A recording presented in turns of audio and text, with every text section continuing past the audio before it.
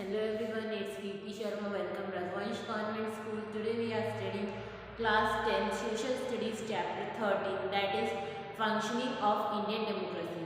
How Indian democracy their functions are. In our previous class we are studying about this chapter. Now today we are starting in this chapter with the page number 217, that is House of the People. तो आज हम पढ़ेंगे कि house of the people क्या होता है. If the lower house maximum number of members of this house is 545. तो आपको ये बता दें कि जो हमारी लोकसभा होती है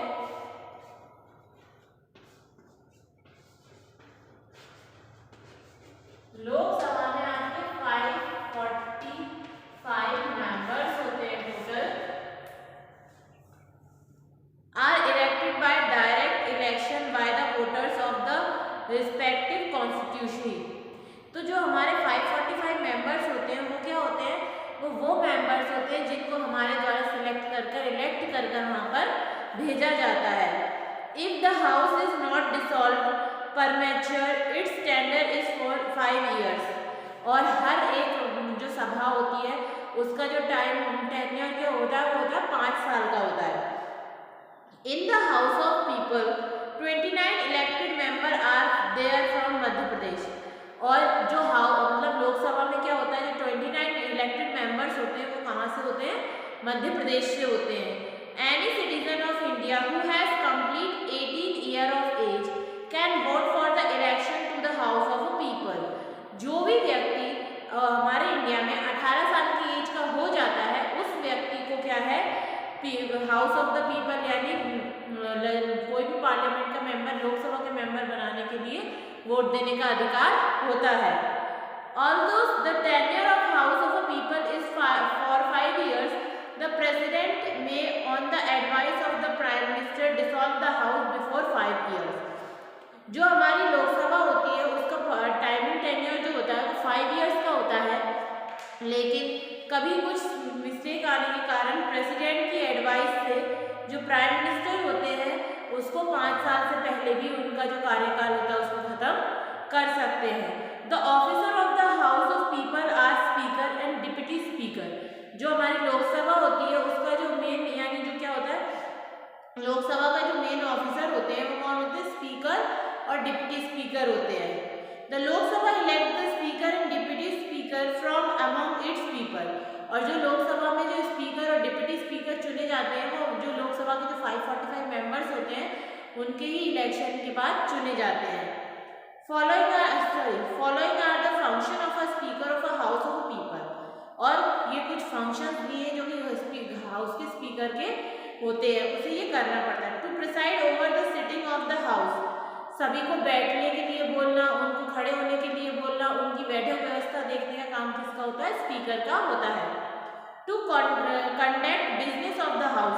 और हाउस में जो भी बातचीत हो रही है उन सब पर ध्यान देने का काम, किस तरीके का बिजनेस हो रहा है किस तरीके नहीं हो रहा, ये सब देखने का काम भी किसका होता है, स्पीकर का होता है.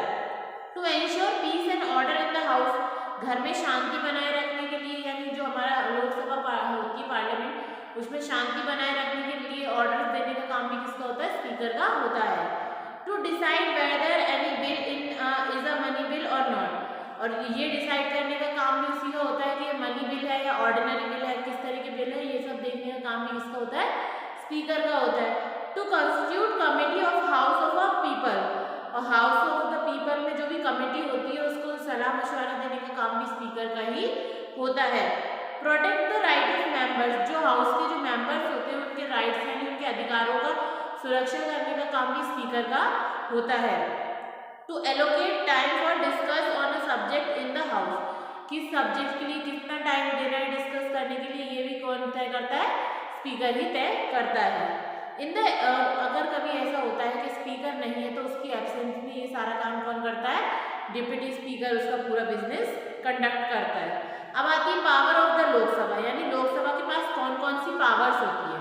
पहली होती है लेजिस्लेटिव पावर. लेजिस्लेटिव पावर में क्या होता है कि main function of the house of people is forming of law. कि जो हाउस के जो मेंबर्स होते हैं उनका मेन मोटिव यानी मेन काम क्या होता है कि लॉ बनाने का काम होता है. एज पर द कॉन्स्टिट्यूशन और power framing of law. Constitution यानी हमारे संविधान के आधार पर हाउस ऑफ पीपल और काउंसिल यानी राज्यसभा और लोकसभा दोनों को ही एक समान रिस्पेक्ट होती है कि वो लॉ को क्या है हमेशा सर्वोपरि या ऊपर रखें और उसको फ्रेमिंग यानी बनाने का काम करें। But in practice the house of people is more powerful. लेकिन देखा जाए तो जो लोकसभा है यानी पीपल ऑफ हाउस है वो क्या है ज़्यादा पावरफुल होता है। Generally all important bill are present only in the house of people, क्योंकि जो भी इम्पोर्टेंट बिल वगैरह होते हैं वो कहाँ प्रेजेंट किए जाते हैं, हाउस ऑफ पीपल यानी लोकसभा में प्रेजेंट किए जाते हैं। अब आता है उसकी ये हो गई लेजिस्लेटिव पावर। अब आती है फाइनेंशियल पावर। फाइनेंशियल पावर में क्या होता है कि जैसे कौन से स्टेट से कितना टैक्स लेना है, कौन से स्टेट को कौन से टैक्स में कितनी ज़्यादा छूट देनी है, ये सब देखने का काम यानी फाइनेंस कहाँ से आ रहा है, कैसे आ रहा है और कैसे आएगा, ये सब देखने का काम भी किसका होता है, लोकसभा का होता है। फिर है control over the executive. Executive हमारी यानी जो हमारी कार्यपालिका होती है उस पर पूरा कंट्रोल किसका होता है, लेजिस्लेटिव का, कि किस तरीके से उन्हें कौन को कौन सी पावर देनी है, कौन सा काम करवाना है, ये सब देखने का काम भी किसका होता है, हमारी लोकसभा का होता है। अमेंडमेंट इन कॉन्स्टिट्यूशन यानी हमारे जो संविधान में कोई भी संशोधन होना होता है, जैसे कोई भी जो लॉ है वो बहुत ज़्यादा कड़क है या बहुत ज़्यादा सख्त है किसी के लिए, या उसमें कुछ मिस्टेक है, तो उसमें अगर कोई भी संशोधन या चेंजेस करने होते हैं तो वो काम भी किसका होता है, हमारी लोकसभा का होता है। फिर election of the president and the vice president. Election और वाइस प्रेसिडेंट और प्रेसिडेंट के जब इलेक्शन होते हैं तो पूरी किस तरीके से इलेक्शन हैंडल करना है, ये पूरी जिम्मेदारी भी लोकसभा की होती है। फॉर्म्यूला ऑफ पीपल्स व्यू कि भाई लोगों के हिसाब से भी देखना पड़ता है कि लोग क्या एक्सपेक्ट कर रहे हैं, क्या उनकी मांगे हैं, उन सबको देखकर उनको भी पूरा करने का काम लोकसभा का होता है। अब कुछ मिसलेनियस फंक्शन भी होते हैं। Lok Sabha can bring a motion of impeachment of the president. President को इम्पीच करने का काम भी लोकसभा का होता है। It can discuss the purpose passed by the council of the state for removing the vice president. अगर कोई चीज़ वाइस प्रेसिडेंट के थ्रू रिमूव कर दी गई है जो कि काउंसिल ऑफ स्टेट में थी, तो उसके ऊपर विचार विमर्श करने का काम भी लोकसभा के ऊपर दिया जाता है।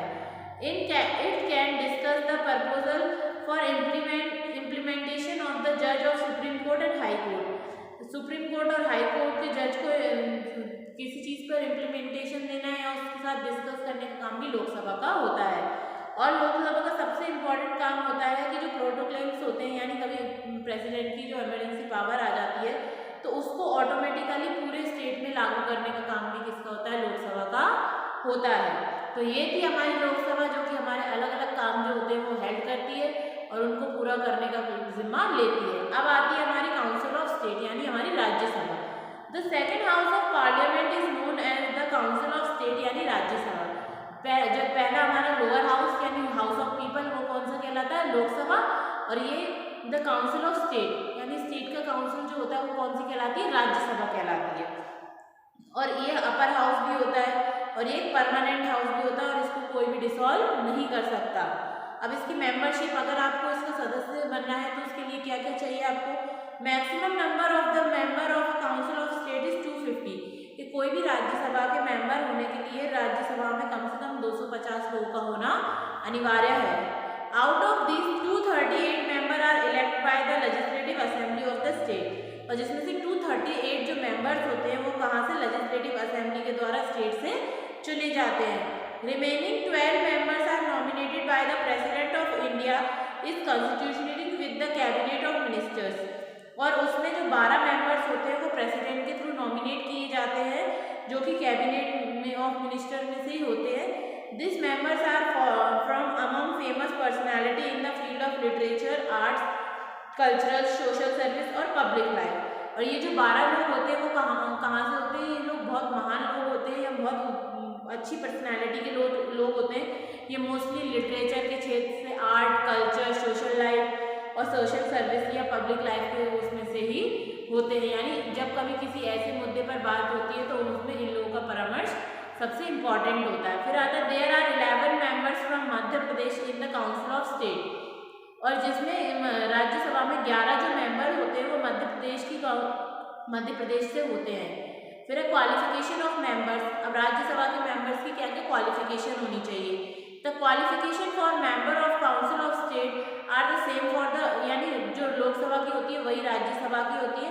इसमें थोड़ा सा बस जो फर्क होता है वो क्या होता है, एज लिमिट का होता है, क्योंकि काउंसिल ऑफ स्टेट के लिए आपको 30 ईयर्स कंप्लीट होने चाहिए और आपको लोकसभा के लिए 25 साल ही पूरे होने होते हैं। यानी अगर आप 25 साल के हो तो आप लोकसभा के मेंबर्स के लिए इलेक्ट कर सकते हो, और अगर आप 30 साल की एज कंप्लीट कर चुके हो तो आप राज्यसभा में भी अपनी मेंबरशिप ले सकते हो। फिर procedure for election of members. अब इलेक्शन ऑफ मेंबर्स कैसे किया जाता है, यानी मेंबर्स का जो चुनाव होता है वो कैसे करते हैं। Members of the council of state are elect by the member of legislative assembly of the state by proportional representation system. इसमें क्या होता है, लेजिस्लेटिव असेंबली के द्वारा जो प्रोफेशनल रिप्रेजेंटेटिव्स होते हैं उसके थ्रू ही ये किया जाता है। The council of state shall not be subject to dissolving like the house of the people. Council of state में कोई भी व्यक्ति किसी भी सब्जेक्ट को एकदम से डिसॉल्व नहीं कर सकता। जैसे हमारी लोकसभा में क्या होता है, किसी भी चीज़ पर बहस या विवाद होने लगता है तो उसको वहीं के वहीं डिसॉल्व कर दिया जाता है, लेकिन राज्यसभा में ऐसा कुछ भी नहीं होता है। और जो राज्यसभा के जो मेंबर्स होते हैं उनका टेन्योर टाइमिंग जो होता है वो 6 ईयर्स होता है। और 1/3 of its member retired after every 2 years. और हर 2 साल में क्या होता है कि इसके 1/3 जो सदस्य होते हैं वो रिटायर हो जाते हैं, उनकी जगह पर नए मेंबर सेलेक्ट किए जाते हैं। और ये जो पूरा काम होता है ये कहाँ पर होता है, हमारा काउंसिल ऑफ स्टेट यानी हमारी राज्यसभा में होता है। फिर ऑफिसर्स ऑफ पार्लियामेंट। अब पार्लियामेंट के ऑफिसर्स क्या करते हैं, there shall be a chairman and a deputy chairman of a council of state. The vice president of India is the ex officio chairman of a council of state या राज्यसभा। इसमें क्या होता है, एक चेयरमैन होता है, एक डिप्यूटी चेयरमैन होता है काउंसिल ऑफ स्टेट में, एक वाइसमैन होता है, वाइस प्रेसिडेंट होता है जो कि इंडिया के कोई भी पुराने चेयरमैन जो होते हैं उनमें से ही होता है। और the member of the council of the state elect 1 member from among. और जो राज्यसभा में क्या होता है कि जो काउंसिल ऑफ स्टेट होती है उसमें हर एक मेंबर एक दूसरे को इलेक्ट कर सकता है। देन एज वाइस चेयरमैन, किसकी पोस्ट के लिए, वाइस चेयरमैन की पोस्ट के लिए। The duration of office of the vice chairman is 6। क्योंकि राज्यसभा का जो टेन्योर होता है वो 6 ईयर्स का होता है, इसीलिए जो चेयरमैन होता है उसका भी जो टेन्योर होता है वो टाइम ड्यूरेशन क्या होता है, 6 ईयर्स ही होता है। The function of the chairman are to preside over the meeting of a Rajya Sabha and conduct the business of the house. तो जो चेयरमैन होता है उसका क्या काम होता है कि जो भी मीटिंग्स होती है राज्यसभा में उनमें हिस्सा लेना और उनमें अपनी सलाह देना, ये सब काम उसका होता है। और क्या चीज़ राज्यसभा में क्या चल रहा है क्या नहीं हो रहा है ये सब देखने का काम भी चेयरमैन का ही होता है। अब power of the council of state. अब काउंसिल ऑफ स्टेट के यानी हमारी राज्यसभा के पास कौन कौन सी पावर्स होती हैं। तो पहली लेजिस्लेटिव पावर होती है कि जो council of the state enjoy the power of legislation which vest in the house of a people. यानी जैसे लोकसभा में जो लेजिस्लेचर पावर होती है उसी तरीके से इनके पास भी लेजिस्लेटिव पावर्स होती है। और इनके पास क्या होता है, any bill be integrate in either of the house but unless both the house pass a bill is cannot become an act. तो दोनों ही के पास क्या पावर होती है कि वो बिल बनाने का काम, बिल को कैसे कंडक्ट करना है, कैसे प्रोसीड्यूट करना है, ये सब काम दोनों ही हाउस के पास होते हैं, लेकिन वो बिल को एक एक्ट के थ्रू नहीं निकाल सकते हैं।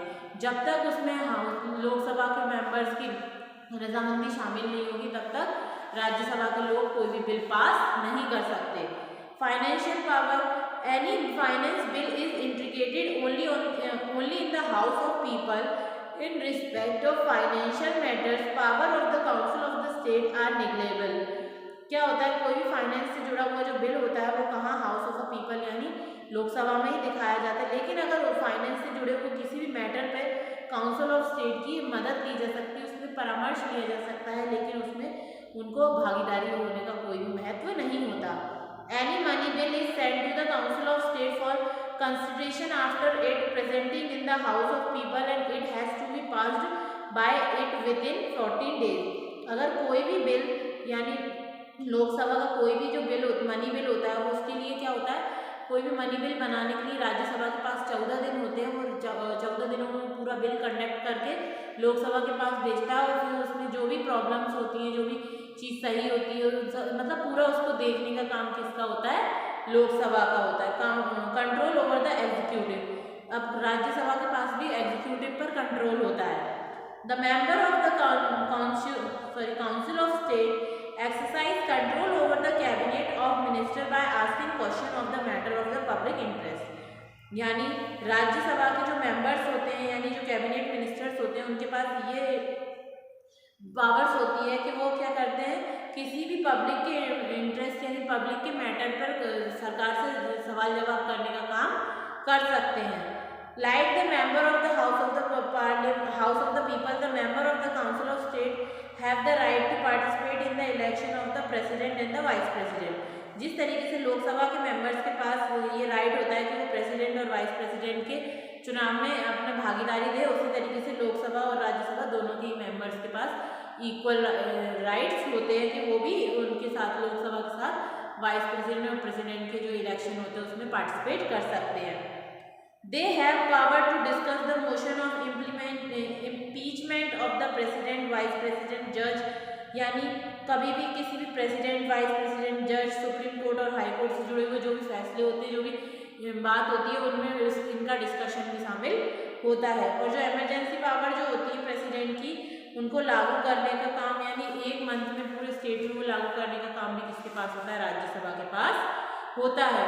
और राज्यसभा के पास 2 स्पेशल पावर्स भी होती हैं जो कि हमारे लोकसभा के पास नहीं होती। वो कौन सी होती हैं कि राज्यसभा जो है वो किसी भी सब्जेक्ट को डिक्लेयर कर सकता है स्टेट में एक नेशनल यानी राष्ट्र की दृष्टि से जो इम्पोर्टेंट होते हैं, और इसको इस पर लॉ बनाकर उसको पूरे स्टेट में लागू करने का काम भी राज्यसभा का होता है।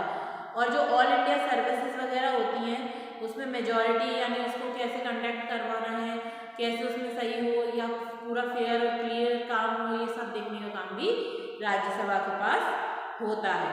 तो ये थी आज हमारी लोकसभा और राज्यसभा का किस तरीके से लोकसभा का टाइम टेन्योर 5 ईयर्स होता है और राज्यसभा का 6 ईयर्स होता है, उनके क्या क्या फंक्शंस होते हैं, कैसे वो लोग काम करते हैं, कैसे उनको उनकी जो जिम्मेदारियाँ होती हैं वो दी जाती हैं। तो आज की वीडियो के लिए इतना ही। अब नेक्स्ट वीडियो से हम नेक्स्ट टॉपिक कंटिन्यू करें। Thank you for watching the video.